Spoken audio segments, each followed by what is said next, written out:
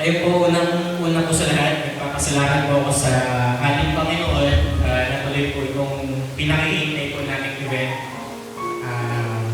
Almost a year po namin itong pinaghandaan. So kahit na nag-iba yung plano, gawa po ng pandemya, tulad nga po nung nakasulat sa mga face mask nyo, love wins the time of pandemic po. Pangalawa po, nagpapasalamat po kami sa mga magulang po namin.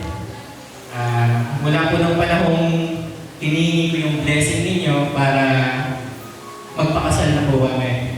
Okay, nung unang share ko lang po, nung hinihingi po yung blessing ng mga magulang ko, kasama ko yung best friend ko, si Ate Siya.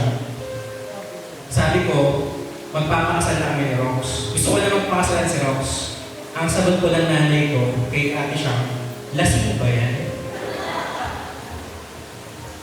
Tapos, maya-maya, sabi niya sa tatay ko, Pa, magpapakasal na si Jen kasi nabuntis si Rox 2 buwan. Pero biro lang po yan. Seryoso po kami. Seryoso po yung pagpapaalam ko sa kanila. Ngayon po, nagpapasalamat din po ko. Ngayon po, papa at mama na po tawag ko sa inyo. Hindi na rin po tito-tita.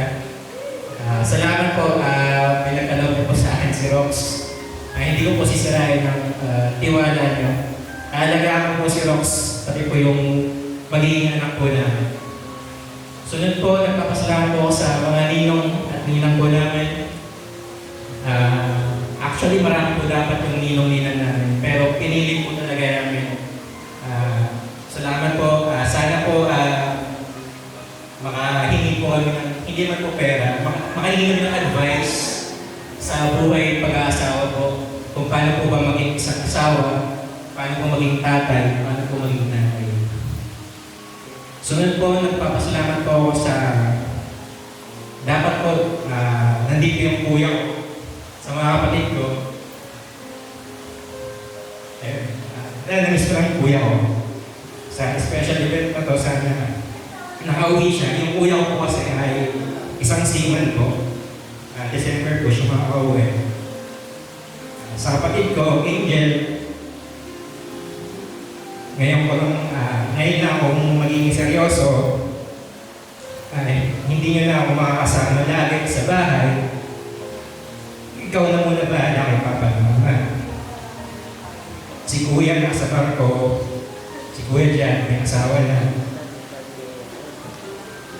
Payuhan mo sila Mama at Papa na huwag kakalimutan uminom ng gamot. Alagaan mo sila. Sa mga kapatid ng asawa ko, Janelle, Kuya Lamski, salamat sa pagtanggap niyo sa akin.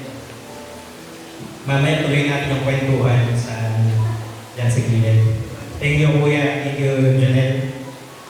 Sunod po, nagpapasalamat po sa mga kaibigan ko po from Ikanang Awa Parish. Kung napapansin niyo po, common friends po ang invited ko sa kasal namin. Wala po kaming inimbitang high school friends, wala po kaming inimbitang college friends, wala po kami masyadong inimbitang katrabaho po namin. Kasi po, piling-pili po talaga. Sabi nga po ni Ate Kay, lagi pinapaalala sa akin, many are called, but few are chosen. Salamat po. At sa mga kay Sir Lester, salamat po sa napakagandang event po nito. Hindi po kami nagsisi. So, i-refer po namin kayo sa mga kaibigan po namin na pag nakasal na po sila, kayo po ang best choice sa amin po. Thank you so much po. Masarap po yung inyong pagkain. Perfect po ang event. Mga teachers, videos po. The best po. Napakaganda po. Sa owner po ng Hardin Katrina, maraming salamat po sa pagpapatuloy sa amin sa event na to. At naging successful po talaga ang event po na ito. At para kay Rox, maraming salamat. Sa mga hindi po nakakala, 10 years na po kami magkakilala.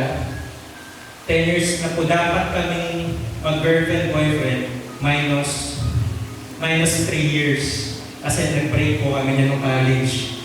Nagkabalikan na po. Yung reason po, secret. Okay, pero good thing po na nagkahiwalay po kami kasi nag-grow po kami. Talaga naging matured po kami. At naging successful nga po ito, kinasal na po kami. And last message ko po, sa baby namin, magkakabibi na po kami. Sana maging kaugali mo ko para hindi ako nagkaroon sa biro lang po. Napakaswerte mo kasi mababait po kami, magagmabait kami mga magulang mo. Palalakihin na namin busog sa pag-ibig at may takot sa Diyos.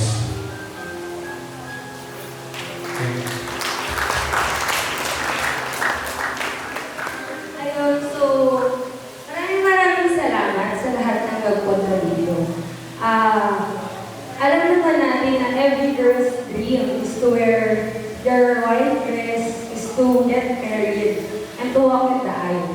Kumbaga, pinangarap ko lang ito dati, hindi ko aakalain, at never kong na-imagine na andito na ako ngayon. Parang, at yung taong pinagdasal ko, alam ng iba dito na yung isang dekada na yun, yung 10 years na yun, I pray for the person beside me. Kahit sa dami ng nangyari, pinili ko pa din naintayan at siya yung gusto ko talaga makita na nasa harap ng altar. Kumbaga wala akong second thought na ito yung taong gusto ko. Siya kasi talaga yung gusto ko. Kahit na masaktan tayo, kahit na anong pagsubok yung dumating sa atin, pagkasama mo yung tao, nagpapasaya, kahit siya yung nagpapaiyak, siya pa rin yung patuloy na magpapasaya kasi sa'yo. Sa lahat ng mga nagpunta sa magulang natin, unang-una sa lahat, salamat po, Mama, Papa. Ayan. Wala nang uulit. Andito pa rin naman ang uling kaihan ninyo. Ayan. Mahal na mahal ko kayo. Alam niyo kung gaano ko tinitreasure at saka gaano ko nire-respeto yung pag-ibig ko sa inyo. Sobra. Sobrang sakit.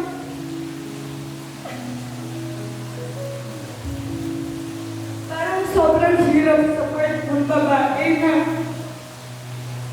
kasi sobrang close ko sa pamilya ko.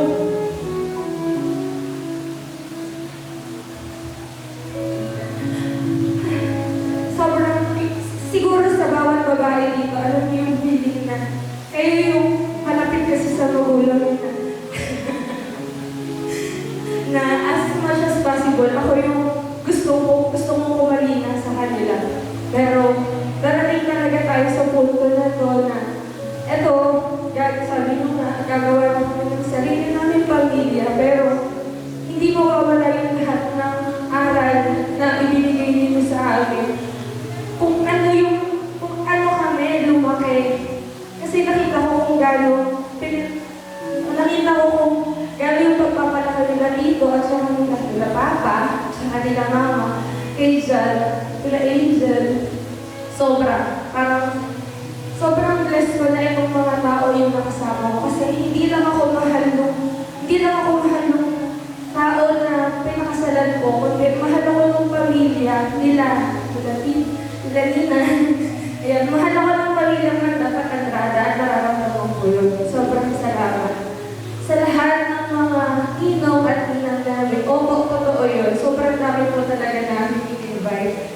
At itong mga to po yung few, sobrang selected na po talaga to. Maraming salamat po na alam ko sa iba't ibang lugar po kayo nanggaling. At sa lahat ng kaibigan namin na nandito, especially enough friends, nagsimula kami sa ilo ng awa. Alam namin na mas matindi, kagaya ng lagi kong naririnig sa kanya, iba yung pagkakaibigan na nabuo sa simbahan.